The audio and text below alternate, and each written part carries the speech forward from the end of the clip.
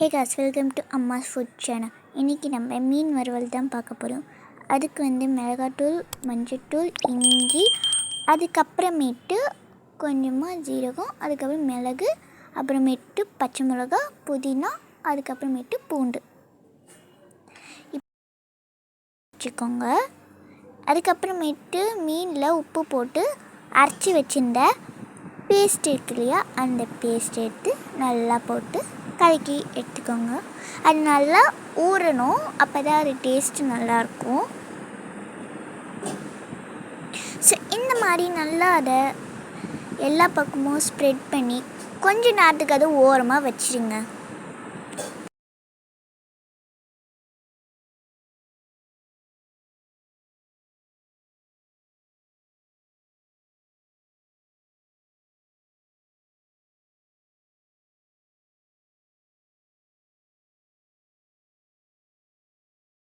இப்போ இப்படி இந்த மீன் இப்படி ஆயிடுச்சு. ஓகே, இப்போது தோசைக்கல்லில் நல்லா எண்ணெய் ஊற்றி இந்த மாதிரி அதை நல்லா வறுத்து எடுத்துக்கோங்க. அவ்வளோதான், நம்ம மீன் ரெடி ஆயிடுச்சு. பாய்.